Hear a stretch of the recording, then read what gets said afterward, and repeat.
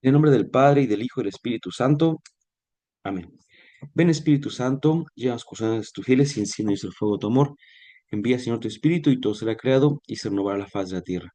Espíritu Santo, fuente de luz, ilumínanos. En el nombre del Padre, y del Hijo, y del Espíritu Santo. Amén. Bienvenidos, bienvenidísimos. Hablaremos el día de hoy del Padre Nuestro. Y fíjense cómo le puse el Padre Nuestro de Mateo. ¿Qué significa esto? Lo vamos a ver. En algún otro momento ya hemos mencionado que en la Biblia existen, o bueno, aparecen, mejor dicho, dos Padres Nuestros, ¿verdad? Uno nos lo comparte el evangelista Mateo, que es el que vamos a ver el día de hoy, porque estamos en el curso Secretos de Mateo, y otro lo comparte el evangelista Lucas. Y debo decirles que, eh, aunque ya en otros momentos, insisto, lo hemos mencionado, hemos hecho algún análisis, el día de hoy tengo por lo menos unas tres afirmaciones que espero nos ayuden a entender muchísimo, muchísimo más el Padre Nuestro. Por lo menos tres, pero para que se vayan tomando nota y digan, ah, sí es cierto, esta no la había dicho antes, esta tampoco y esta tampoco. Así que vamos para allá, mis estimados amigos, hermanos míos. En primer lugar, pues el Padre Nuestro siempre anda de moda, ¿verdad? Es la oración que nos aprendemos desde niños, eh, al menos en nuestra iglesia, nos aprendemos el Padre Nuestro, el Ave María, que son las oraciones también con las que hacemos el rosario primordialmente, y ya por ahí le vamos agregando algunas otras, que el ángel de mi guarda, dulce compañía, que el dulce madre, no te alejes, y en algún momento del catecismo, el temido, y lo digo por la extensión, el temido credo, ¿verdad? Obviamente el credo niceno-constantinopolitano, porque el credo de los apóstoles está más breve también, pero anda muy de moda porque en los últimos años, eh, bien saben, y la imagen les va a decir toda la información que les quiero compartir aquí ahorita, en esta introducción, en este preámbulo.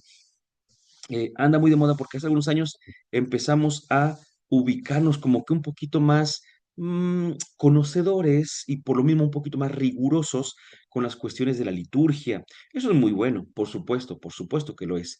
Pero en la liturgia ya ven que existen, me gusta mucho explicarlo, ¿verdad? Existen gestos presidenciales y gestos de la asamblea. Entonces, los gestos presidenciales le corresponden al que preside la celebración, como se suele decir. Ya ven que a veces vamos a alguna misa y de repente preguntamos, oigan, ¿quién va a celebrar? La respuesta es, vamos a celebrar todos. Pero a lo mejor lo que queremos decir, y es justamente por ahí, es quién va a presidir la celebración. Ah, el sacerdote en este caso, ¿no?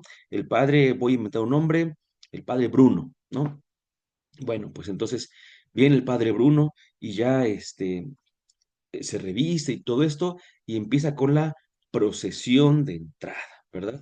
Y ahí tenemos ya la procesión en la cual se va hacia el altar desde el fondo del templo, que también se llama iglesia. Hace poquito, paréntesis dentro del paréntesis dentro del paréntesis, hace poquito un padre en TikTok, porque pues también andan por ahí en TikTok, yo también veo TikTok y tengo TikTok, este, decía, en esta comunidad no tienen iglesia, espero que podamos construirles una, ¿no? Y a alguien nos faltó, ¿verdad? El purista del lenguaje y de la fe, que le comentó, padre, la iglesia somos todos, los bautizados y tal, lo que no hay es templo. Yo no suelo comentar nada, la verdad es que no es eh, no es que si dijera que muy poco comento, es que comento realmente casi nada, pero ahí, no sé, me dieron ganas de comentar, pero lo hice únicamente aludiendo a un canon del Código de Derecho Canónico, en donde recuerda que iglesia también se le llama al espacio físico, al templo. Es decir, el padre estaba en lo correcto cuando dijo no tenemos iglesia, no se refería a la reunión de los bautizados, sino al templo, y está bien dicho. Bueno, pues al final del templo, al final de la iglesia, está el padre, hace la procesión, empieza la Eucaristía y bueno, más bien cuando va llegando al altar, lo que hace es besar el altar. Eso no lo hacemos todos, solamente lo hace él. Luego se va de un lado del presbiterio frente a nosotros, atrás del altar, y allí empieza. Eso lo hace él, no lo hacemos nosotros. Y todos esos gestos o acciones que realiza el padre y que no hacemos nosotros se llaman gestos presidenciales. Entonces, pues dentro de ellos, en un par de ocasiones, el padre extiende las manos. Pero curiosamente, una de esas ocasiones que se extiende es justamente al hacer la oración del Padre Nuestro. Entonces, cuando el padre, el sacerdote, extiende las manos, es muy evidente, voy a decirlo porque en ese momento estamos todos viéndolo a él, está guiándonos y hace así para empezar la oración, entonces como que ahí está. Y sabemos que algunos sacerdotes también, no dije todos, algunos, porque lo sabemos, a veces nos han dicho, tómense de las manos, ¿verdad? Ahí o algo así, entonces como que sugiere más que también nosotros extendamos las manos. No es un gesto de la asamblea, pero tampoco es un pecado, ¿verdad? Entonces, en ocasiones está bien saber, por supuesto, está muy bien saber y no hay necesidad de extender las manos y hasta ahí, no pasa nada, ¿no? No hay que juzgar al que las extiende, porque más bien habría que ayudarlo, más que juzgarlo, ¿no? Y decirle, oye, fíjate que aquí tal y tal. Para más, por ejemplo, para mucho más, hay una cosa que creo que es un poquito más y, peligrosa, pero es un decir, por supuesto, es un decir, peligrosa, y es que la oración del Padre Nuestro en la misa no cierra, no cierra, sino que es parte de una gran oración. ¿Cómo cerramos las oraciones? Diciendo amén. Entonces, la oración del Padre Nuestro no cierra. Cuando lo cantamos, por ejemplo, el que cantamos aquí, decimos, o sea, también el canto diciendo, este, en- no nos descale en tentación, ¿no? Y ahí acaba el canto, con una guitarrita, con un teclado, con un órgano, con lo que sea, ahí acaba el canto. Y el padre continúa con la oración, porque es, repito, una oración muy larga, pero cuando lo decimos recitado, es más curioso ahí que se nota más, que terminamos de hacer la oración y no nos deja caer en tentación, líbranos del mal, bueno, líbranos del mal, perdón, era líbranos del mal, amén, porque estamos muy dados a que siempre después de libros del mal, decir amén, y entonces esa cuestión, en ese momento no hay que decir amén, porque no cerramos la oración. Para más veo que hay un poquito más de error ahí que en una postura, pero bueno, para que sepamos, ¿no? Que cuando hagamos el Padre Nuestro durante la Eucaristía, no debemos decir amén. Me ha tocado que algunos padres incluso también lo llegan a decir, pero es yo sé que es por esta, ¿cómo llamarle? Dinámica de que siempre que lo recitamos, cerramos diciendo amén, pero no es lo que tenemos que decir. Bueno, entonces, el Padre Nuestro, repito, está de moda, ¿verdad? Porque siempre se anda discutiendo, yo veo que se pelean ahí en internet, dentro de los mismos católicos, oye, eso está mal, no lo hagas, y el que dice, no, pero es que yo estaba en una misa y el Padre nos lo dijo, pues, ¿qué hacemos? Unos dicen que sí, otros dicen que no. Las rúbricas son las que nos van a decir que sí y que no. Ya a veces la cuestión de cada uno. Pero como suelo decirles también, y esto se me hace también pero muy importante, que sepamos distinguir entre cuestiones litúrgicas y cuestiones de piedad popular.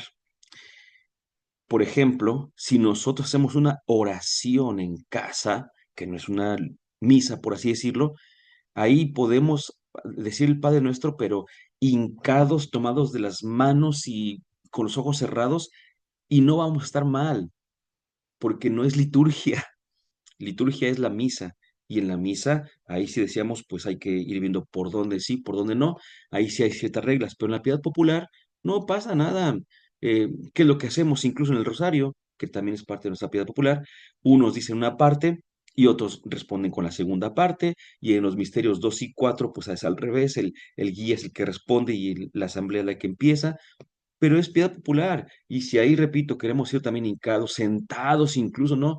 De la mano, abrazados o como quieran, ahí no pasa nada, porque ahí no es litúrgico y por tanto no estamos cometiendo un error o no estamos haciendo un abuso litúrgico. Entonces el Padre Nuestro es muy interesante para tomarlo en cuenta, ¿no? Repito, es una de las oraciones que nos aprendemos, de las primeras que nos aprendemos, de las que más, a las que más recurrimos, pero a mí lo que me da mucha curiosidad, como en muchas cosas de nuestra fe, es que a veces olvidamos la raíz bíblica de la oración. Y lo primero es una cosa que seguramente saben, no es de las tres cosas que les quiero decir así nuevas, pero la primera cuestión es que no existe en la Biblia, decíamos, solamente un Padre Nuestro, sino que existen dos Padres Nuestros. Y aquí la problemática no es que sean dos Padres Nuestros, o tres, o cuatro, o cinco. Aquí la problemática es que son diferentes, ¿verdad? Entonces vamos a ver por qué son diferentes. El día de hoy vamos a ver.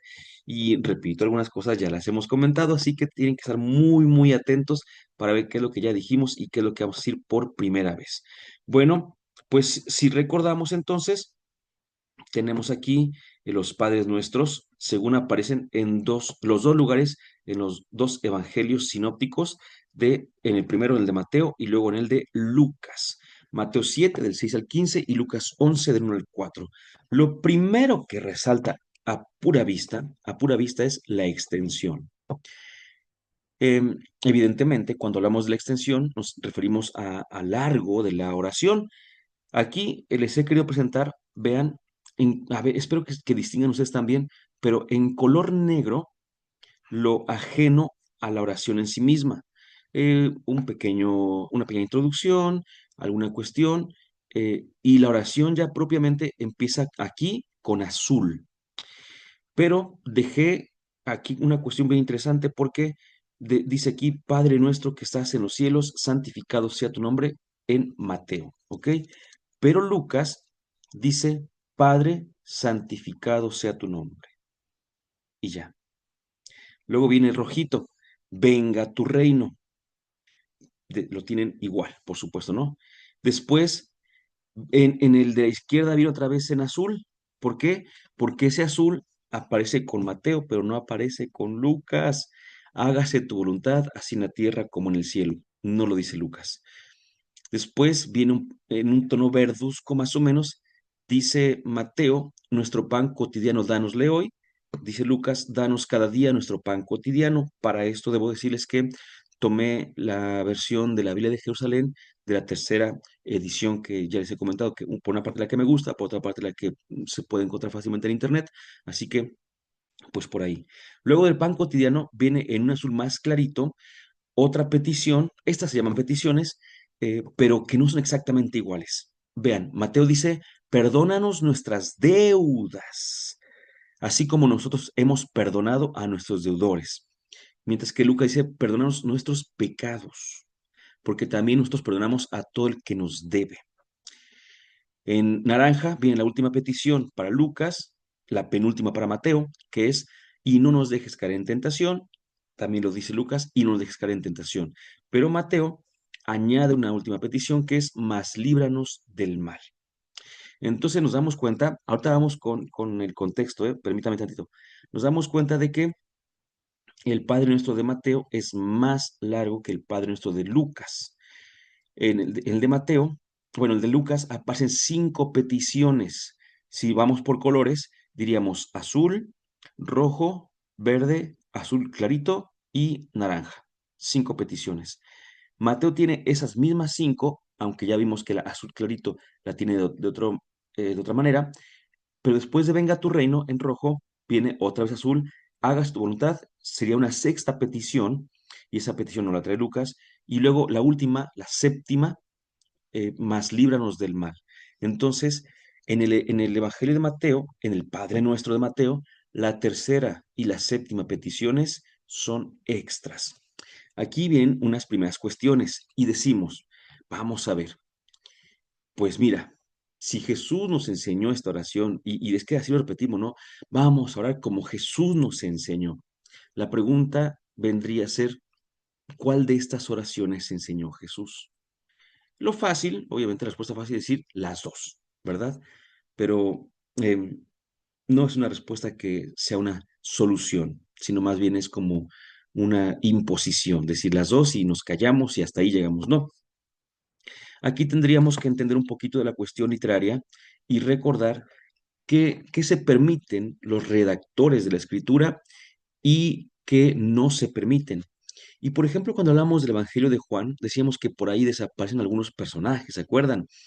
Entonces, por cierto que acabo de subir el video público a Facebook, bueno, perdón, está en YouTube y lo subí a Facebook, lo compartí ahí, pues ahí también compartió con sus conocidos, allí está, ya aparece público sobre algunos personajes perdidos de Juan, pero pues Juan, evangélicamente hablando, pero en la redacción, simplemente no pone algunos personajes.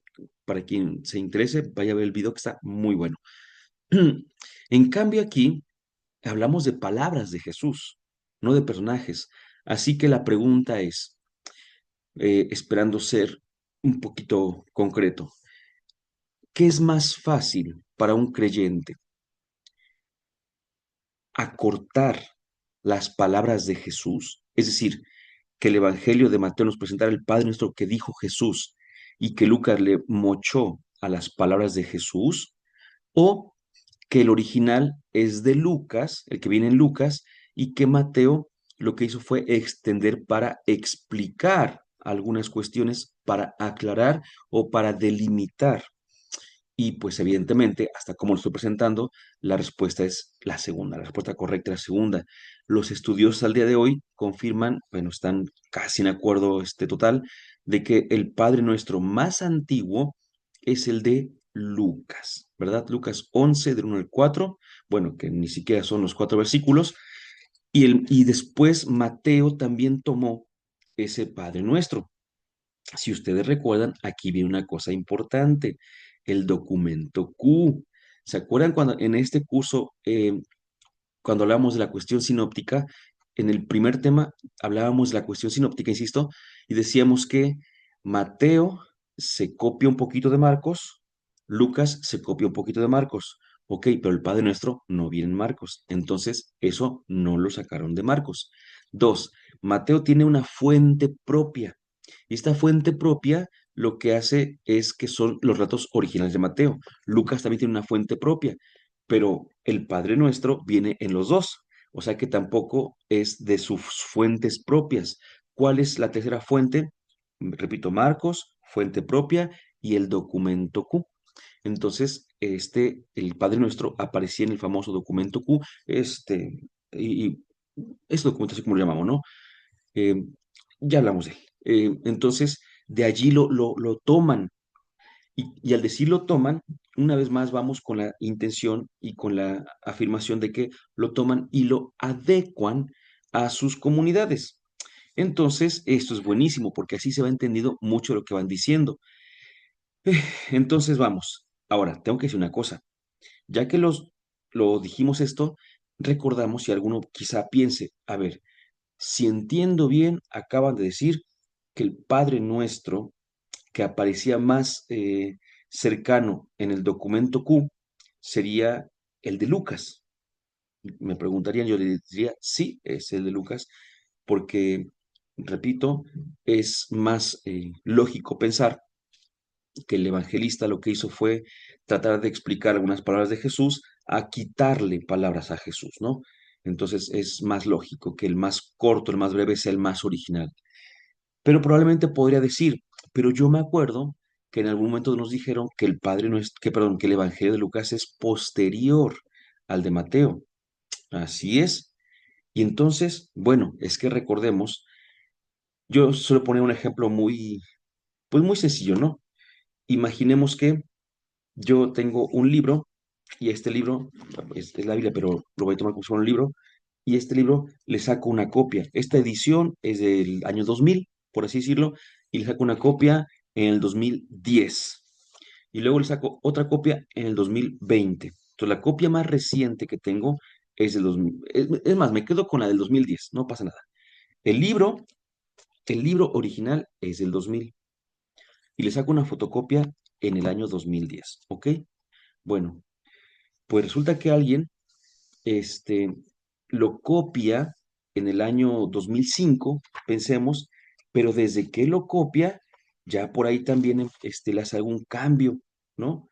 Entonces, aunque es en el 2005, es más antiguo, es más cercano al original, pero se nota un cambio, ¿sí? Entonces tú dirías, pero es que es más reciente el Evangelio de Lucas, es posterior al de Mateo, entonces debería ser más original el más antiguo.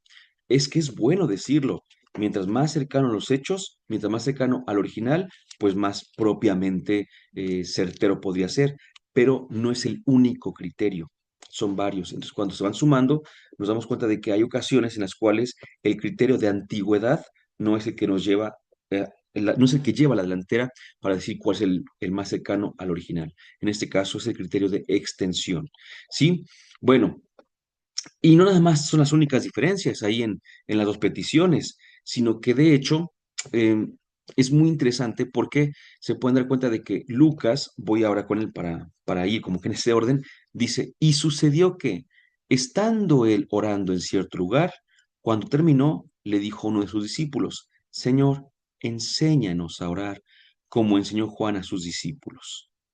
Y él les dijo, cuando oréis, digan, oh, a ver, vamos, hay varias cosas. La primera de ellas es que dice que estaba él orando en cierto lugar y cuando terminó, uno de sus discípulos se acercó. Ok, eso es importante porque tenemos que entender. Entonces, si estaba él orando, él no oraba cuando estaba la gente allí. Bueno, oraba dando gracias, te doy gracias, Padre, porque has revelado esas cosas, ¿no? Pero no me refiero a ese tipo de oración, sino su oración personal, él hacía a veces por las noches, ya acostaba un poquito en lo suyo, y entonces termina de orar y se acerca un discípulo, es decir, los que estaban con él, de los testigos, los que caminaban con él todo el tiempo. ¿Por qué hago énfasis en esto? Porque quiero que se resalte el ambiente de intimidad, de cuestión privada. Esta fue una petición que le hicieron a Jesús de manera privada, ¿sí? Estando ahí en el grupo, Señor, enséñanos a orar. Todavía dicen como Juan enseñó los suyos, ¿no? Y él les enseña esta oración.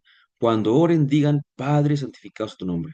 En cambio, Mateo dice que, aquí hay una cosa bien interesante, y es la primera que les voy a decir. Es la primera que les voy a decir. Solamente, a ver si llegan ustedes a observar, es la primera cuestión que les voy a decir. No obstante, la afirmación. El capítulo 6 de Mateo es muy conocido por nosotros porque lo leemos los miércoles de ceniza. A ver, hacemos memoria, memoria. ¿Qué leemos? Ya me acordé. Leemos cuando dice la oración, la limosna y el ayuno, que nos dicen, esas son las tres herramientas que durante el tiempo de Cuaresma vamos a tener.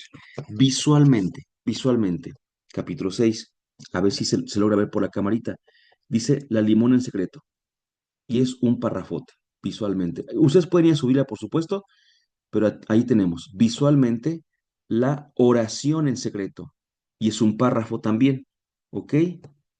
Luego viene el Padre Nuestro, aquí enseñado por Jesús, y al final viene, hoy, la limón en secreto, y es otro párrafo. A ver, no sé si se dan cuenta que entonces tenemos lo siguiente. Las famosas tres herramientas son la limosna, la oración y el ayuno en secreto.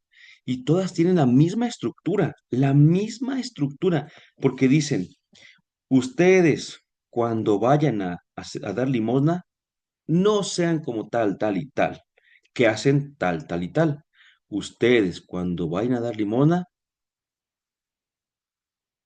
que no sepa tu mano izquierda lo que hace la derecha, y tu Padre que ve en lo secreto te recompensará. Así termina, no lo dije todo, ¿no? Pero ve la estructura. No seas como ellos que hacen esto. Tú hazlo así y tu Padre que ve en lo secreto te recompensará. La oración en secreto, la misma estructura. Ustedes cuando oren no sean como estos que hacen tal, tal y tal. Ustedes cuando oren, era esto, ¿no? En cambio, cuando ustedes oren, entren en su cuarto y su Padre que ve en lo secreto los recompensará. El ayuno, cuando ayunen, no sean como estos, que hacen tal, tal y tal. En cambio, cuando tú ayunes, haz esto y tu Padre que ve en lo secreto te recompensará. Esas son las estructuras que decimos a veces son estructuras literarias que ya están prefabricadas, por así decirlo. Y dice uno, oye, qué bonito, está perfectamente bien ahí, ¿no? Cuatro momentitos de la limosna, cuatro de la oración y cuatro del ayuno.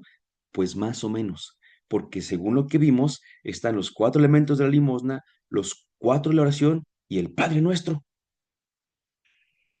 Y luego otra vez los cuatro elementos del ayuno. ¿Qué quiere decir esto? Ahí viene el asunto. Que este Padre Nuestro en Mateo es un añadido posterior. ¿Sí? El redactor, probablemente el evangelista Mateo, me gustó, a ver, no sé si se llegue a ver por acá, ¿verdad? Pero a ver, permítame, no sé si se llega a ver algo, espero que propiamente no, pero a ver, ay, Dios mío, no puedo, aquí está, a ver si es esta, no sé si ustedes lo estén viendo, ¿eh? Pero no pasa nada, si lo ven, no pasa nada, archivo en PDF, no se preocupen, si no, yo ahorita de tomas regreso. A ver, aquí en el chat me están diciendo algo. Mateo 6 7 15. Ah, no, no sé, no sé por qué, pero este, a ver, dónde dice. Ujú. No, creo que no es esta la que yo quería compartirles, pero no pasa nada, yo se las digo, no se preocupen. Y es justamente el hecho de decir que como que se le ocurrió, por así decirlo, ¿no? Es una expresión ya mía, como que se le ocurrió al redactor o al evangelista Mateo meter el Padre Nuestro porque medio quedaba, ¿no? Estaban hablando de la oración y dijo, ah, por cierto, hay un tema de la oración que está así que es conocido por los nuestros, pues vamos a ponerlo porque ahora estamos hablando de la oración. Y sí es cierto que es un añadido porque, repito, ustedes pueden ver, repito, limosna, 4 elementos, oración, 4 elementos, y si quitamos el Padre Nuestro en Mateo, ayuno, 4 elementos, y ahí queda perfectamente, 3 de 4, 3 de 4, perfecto, ¿no? Queda perfecto. Pero resulta que después del segundo viene el Padre Nuestro, que desconfigura todo, porque si se dan cuenta, escuchen, escuchen, dice, em, habla en contra, por así decirlo, de los judíos. No sean como los hipócritas, como los judíos que hacen esto y hacen aquello, ¿no? No sean como estos, ya ven que siempre es como que los fariseos y demás. Y de repente, cuando habla del Padre Nuestro, dice, y al orar, no hablen mucho como los gentiles. Ah, caray, como que ya dices, aquí sí, sí, esta parte entonces definitivamente es un añadido posterior. El Padre Nuestro que encontramos en Mateo originalmente no estaba allí. Pero, repito, se responde desde lo literario, pero lo teológico sigue avanzando. En lo teológico no hay ningún inconveniente. Si pudiéramos decir nosotros, pero entonces, ¿sí la enseñó Jesús o no la enseñó? Totalmente sí, absolutamente sí. Solo que estando en la fuente Q, Lucas lo toma el Padre Nuestro y lo adecua a su comunidad, y Mateo también hace lo propio con su misma comunidad también, ¿no? Entonces ven las diferencias, porque mientras Lucas lo había presentado en privado, Mateo, al meterlo en este sermón inaugural, en el famoso Sermón de la Montaña, en el que empieza con las bienaventuranzas, lo hace público, ¿verdad? Ya no se trata entonces de una enseñanza privada, sino de una enseñanza pública. Pero Mateo, que también toma el Padre Nuestro, y aquí viene una segunda cuestión. Decíamos entonces, ¿qué habría dicho Jesús? Fíjense, Padre o Padre nuestro que estás en los cielos, santificado sea tu nombre. Pues si el texto que te presenta Lucas es más original, y si vemos la actitud y el cómo es Jesús, cómo se lleva con su Padre y nuestro Padre, pues seguramente Jesús habría dicho simplemente Padre, ¿verdad? Y ya ahí viene el asunto. Como Mateo escribe para gente que tiene influencia judía, ya lo dijimos cuando hablamos de él, aunque también escribe para otros, pero tiene influencia judía, sus destinatarios, algunos les llamábamos algunas veces cristianos venidos del judaísmo, pues entonces tiende justamente a tener esas limitantes. ¿Cómo le voy a llamar padre? Aquel que para el judaísmo es un ser trascendente. Entonces, en primer lugar, le vamos a llamar como solemos llamarle los judíos, Padre nuestro, no solamente Padre mío, sino Padre nuestro, pero al mismo tiempo rápidamente nos ponemos en una distancia, que estás en los cielos. Entonces, esto es un gesto o una expresión de respeto. Padre que estás en los cielos. Es la invocación. Y bien, entonces, perdón, esa es la invocación y viene la primera petición. Santificado sea tu nombre.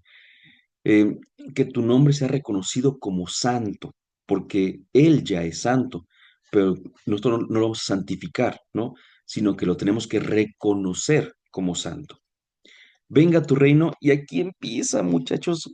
Ya les dije dos cosas, para la tercera. Aquí empieza una cuestión de las más bonitas, y es que el Padre Nuestro es una oración que hacemos todos los días, pero que pareciera, según lo que vamos a ver en 3 momentos, que es una oración escatológica. en esta primera o segunda petición, la de rojito, se va a entender porque decimos, venga tu reino. Y cuando venga el reino del Señor, entonces evidentemente es lo que llamaremos el fin, ¿no? Entonces eso nos propone que estamos en una situación escatológica. Ah, tómenlo en cuenta porque va a ser la clave para dos peticiones más. Se pone bueno, van a ver. Entonces, venga tu reino. Algunos dicen, y bien dicen, que cuando decimos venga tu reino también se refiere a vengan los valores de tu reino en este día a día, pero también se puede interpretar de manera escatológica y van a ver también por qué más. Y es que además, ustedes recordarán también el famoso Maranatá, ven Señor Jesús, ¿no? Es decir, esa petición de venga, venga, venga tu reino, siempre es decir, que ya termine esta peregrinación y que lleguemos ya todos juntos a tu presencia. Ahora, pero cuando Mateo pide, cuando los judíos piden, pues repito, son muy respetuosos. Por eso Mateo tiene que decir, pero, que se haga tu voluntad, así en la tierra como en el cielo. Aquí hay dos cosas. La primera de ellas es que esa es una afirmación o una propuesta, una expresión, mejor dicho, judía, ¿sí? La encontramos en los Salmos, quien hace su voluntad en la tierra, así como en el cielo. Es la primera cuestión, que es una expresión judía. Por eso, repito, no la tiene Lucas, porque esa la sabe Mateo porque escribe para judíos, ¿no? Bueno, para cristianos del judaísmo, etcétera. Lo que ya dijimos. Pero la segunda cosa es que yo no sé si ustedes entienden esta petición. Hágase tu voluntad, así en la tierra como en el cielo. Porque alguno podría pensar que se dice que se haga tu voluntad en la tierra y en el cielo. Y no es exactamente así. Tomando en cuenta que en la tierra es el hábitat del hombre y que el cielo es el hábitat de Dios, simbólicamente dicho, por supuesto, en una imagen para que lo entendamos más rápido, en los cielos, en el cielo, ya se hace la voluntad de Dios. En la tierra todavía no. Entonces, pedirle a Dios que se haga su voluntad, así en la tierra como en el cielo, es decir, así como ya en el cielo se hace tu voluntad, que se haga de la misma forma en la tierra. Entonces es una maravilla, maravilla. Pues esas son las primeras tres peticiones y entonces Lucas de esas tres tiene solamente dos, ¿verdad? Santificado sea tu nombre y venga tu reino. Mientras que Mateo tiene tres, que es hágase tu voluntad, además de que pone esta, pues como adjetivación, ¿no? Padre nuestro que estás en los cielos. Viene la cuarta y esa es buena, es muy buena porque no es tampoco una coincidencia que en ambos Padres Nuestros quede en el centro. Literariamente hablando, existe una figura que no es exactamente aquí la que se ve, para nada, pero literalmente hablando, el centro del relato suele ser lo más importante. Y fíjense cómo tenemos entonces en Mateo tres peticiones, la cuarta del pan y tres peticiones. Y en Lucas tenemos dos peticiones, la tercera que es la del pan y otras dos peticiones. En ambos queda en el centro, ¿verdad? Pues bueno, esto de danos nuestro pan cotidiano generalmente se ha traducido en una manera física, por así decirlo, material, mejor dicho, en la cual le diríamos al Señor, pues que tengamos nuestro sustento diario, o diríamos que tengamos para comer el día de hoy. Pero recordemos que estamos en el Evangelio, o en los Evangelios, y en los Evangelios el pan no es únicamente el pan. El pan tiende a ser la figura de la presencia real de Jesucristo, de la comunión o ya propiamente de la Eucaristía. Y entonces viene otra revelación, que es, uno, que probablemente esta petición no se refiera al pan material, al pan de comer, al pan vaso, al bolillo, a la telera, como le quieran llamar, ¿no? Sino que se refiere a que estemos en comunión con Él. Se referiría entonces al pan de vida. Pero todavía más, y aquí esto es importantísimo, que este pan no se referiría a únicamente viéndolo en el nivel día tras día, sino que se refiere al banquete celestial.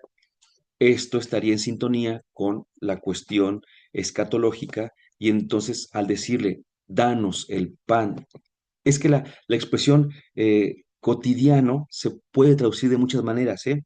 Lo traducimos así como de cada día, ¿no? Tal cual, pero acepta otras traducciones y dentro de esas traducciones es, danos el pan, el definitivo. ¿Sí? Porque algunas veces incluso por la conjugación del verbo es danos el pan hoy hasta el final, pero también es danos el pan del final, ¿sí?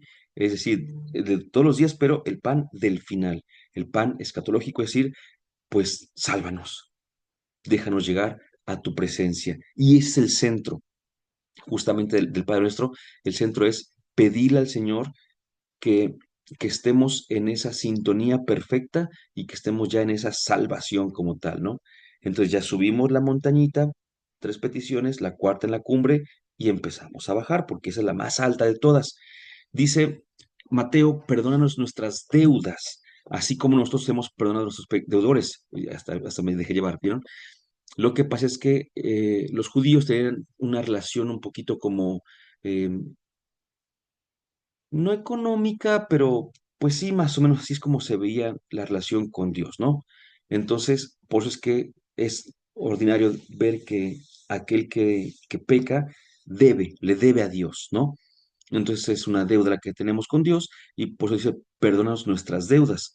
Lucas, pues Lucas dejó como decía antes, perdona nuestros pecados y esto lo entendían perfectamente bien los cristianos de cualquier lugar, ¿sí? Insisto, los cristianos venidos del helenismo o los cristianos griegos a los que les escribía Lucas. En cambio, Mateo, que ya dijimos que escribía para judíos, también al decir perdona nuestras deudas, era perfectamente bien comprendido por sus lectores u oyentes que venían del judaísmo. Y la última de Lucas, que no es la última de Mateo, es no nos dejes caer en tentación. Parece cosita de nada, pero, híjole, es toda una discusión teológica qué significa que no nos deje caer en tentación. Porque algunos han visto mm, una propuesta en la cual Dios sería el responsable de nuestras tentaciones. Porque si Dios no me deja caer en tentación, puedo afirmar que Dios sí me puede dejar caer en tentación. Entonces, se ha debatido muchísimo sobre qué significa eso, puesto que algunos nuevamente han visto, bueno, pues que todos los días tenemos tentaciones, entonces yo le voy a pedir a Dios que no me deje caer en tentación eh, diaria, ¿no? Por así decirlo. Pero repito, primer punto sobre esto, son varios puntos. El primero es que se discute si es no nos des la tentación, para que entendamos más rápido, no nos des tentación. Y entonces, hace unos años, un biblista de nombre Luis Alberto Rivas, que ya falleció y que ya hemos mencionado en otros momentos aquí en nuestro canal, muy bueno, muy bueno, Luis Alberto Rivas, eh, él tenía que aclarar algo que el Papa Francisco en su momento también, que en paz descanse, que Dios goce, eh, había dicho, y es que Dios no nos pone en tentación. Y por ahí venía también, repito, la cuestión, ¿no? Porque evidentemente, por ejemplo, yo tampoco afirmo que Dios nos ponga en tentación. Hay algunos que así lo creen. Y el padre Alberto Rivas tenía que explicar un poquito que en realidad no se refería a la tentación, sino que la palabra que se usa para decir tentación se puede traducir también em, como prueba, ¿sí? A mi gusto, Luis Alberto Rivas hace algo muy interesante porque dice que entonces no es ponernos para hacer el mal, la tentación, pero la rescata diciendo que lo que sí hace Dios es ponernos a prueba. Personalmente yo no voy ni con una ni con otra. Entonces, para mí es más bien un grito desesperado en el cual le pedimos a Dios que aquella tentación, venga de donde venga, no caigamos en ella. ¿sí? Y que nos confiamos en Él, en su misericordia, en su compañía, en su salvación, en su sabiduría, en su fortaleza, para no caer en la tentación. Pero no es que Él nos esté poniendo en tentación y tampoco que nos esté poniendo a prueba. Y justamente aquí es donde viene la tercera clave para decir que probablemente estamos ante una oración escatológica, porque nuevamente los estudiosos se ponen a ver los verbos, se ponen a ver cómo están conjugados y demás, los tiempos verbales y tanto, y dicen, y es que sabes que esta tentación puede hacer alusión, y sería un enlace perfectísimo, puede hacer alusión a la tentación de la que habla el capítulo 24 de Mateo. Y en el capítulo 24 de Mateo tenemos el quinto y último discurso. Esto enlazaría el primer discurso con el último. El primero que nos abre la perspectiva a lo escatológico, a lo que ha de venir, con el discurso escatológico, el que cierra toda esa perspectiva. Y justamente en el capítulo 24, versículo 22, dice así, a ver, dice, porque habrá entonces una gran tribulación, cual no la hubo desde el principio del mundo hasta el presente, ni volverá a haberla. Y si aquellos días no se abreviaran, no se salvaría nadie. Pero en atención a los elegidos, se abreviarán aquellos días. ¿Qué significa eso entonces? Que vendrá una tribulación, que será mucha tentación, en la cual muchos, como se suele decir, no van a pasarla. Esa es la tentación, ¿no? Entonces, cuando dice aquí, no nos dejes caer en tentación, no se referiría únicamente o exclusivamente a la tentación de hoy, sino que se referiría a esa última tentación. Y entonces quedaría perfectamente bien en esta línea.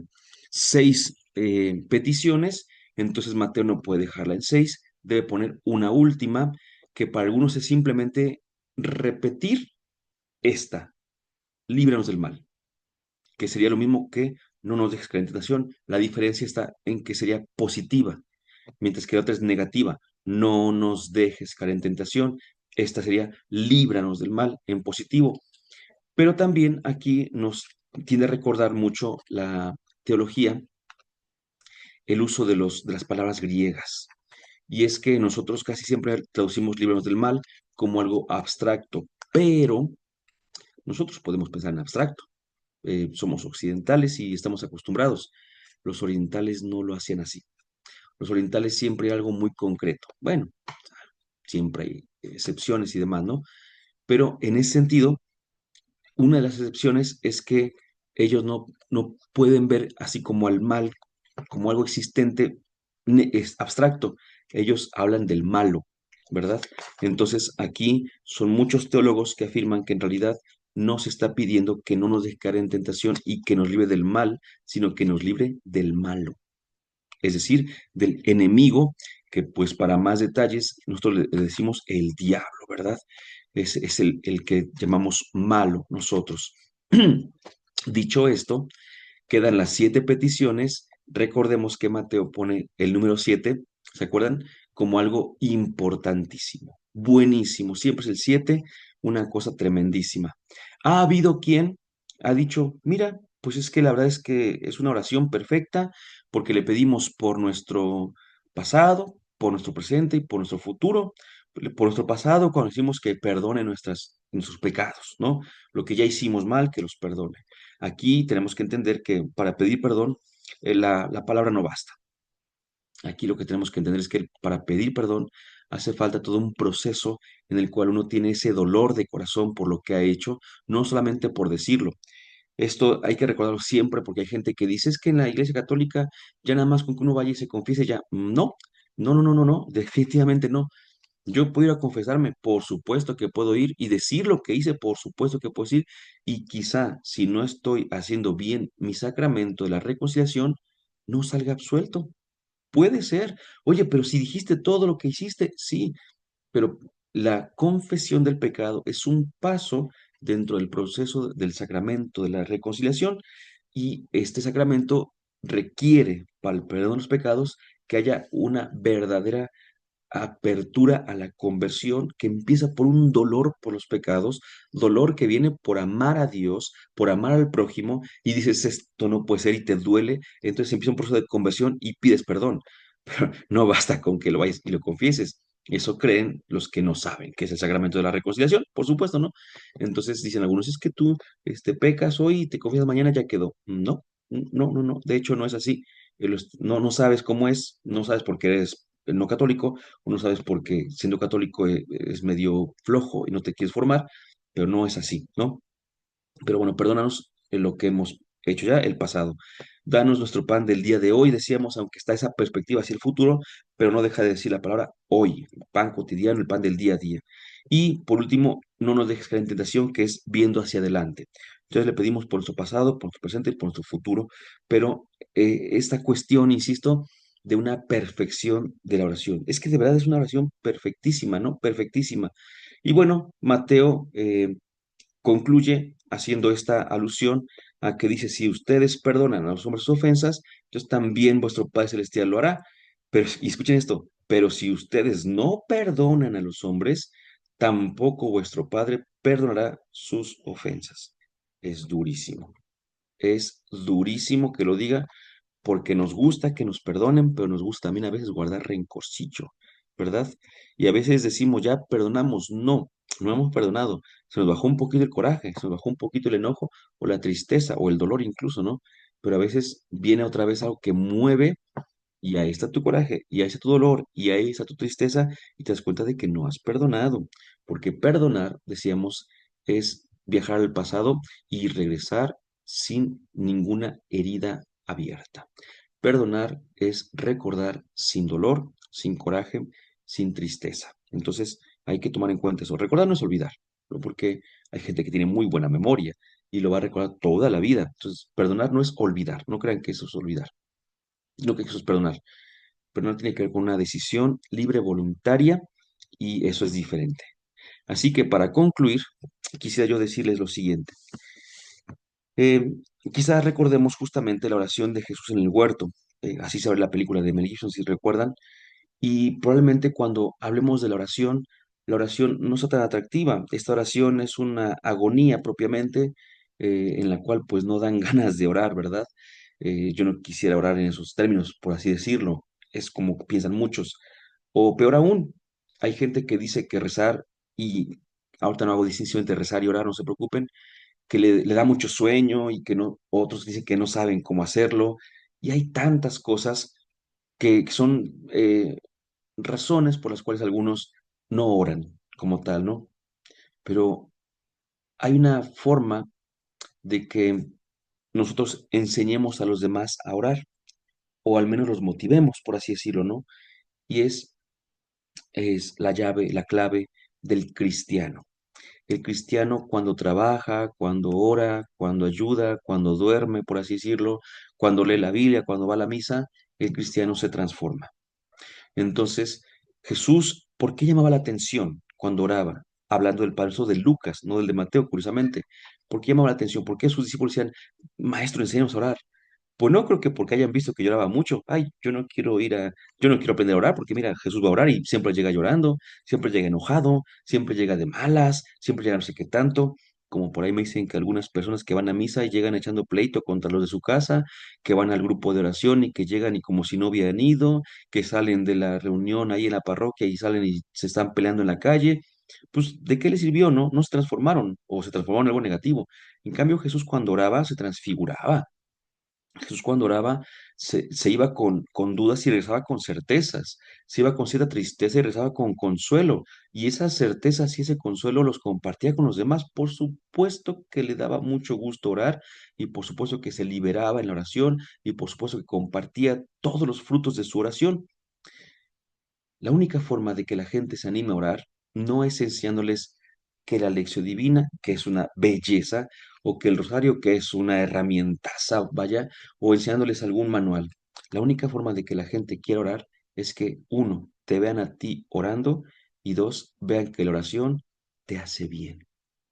Cuando ellos vean que tú, cuando oras, primero que lo haces, eres otro, eres otra, vienes transformado, vienes con más esperanza, con más seguridad, con más firmeza, con más dedicación, con más ahínco, dicen, pues yo quiero eso también.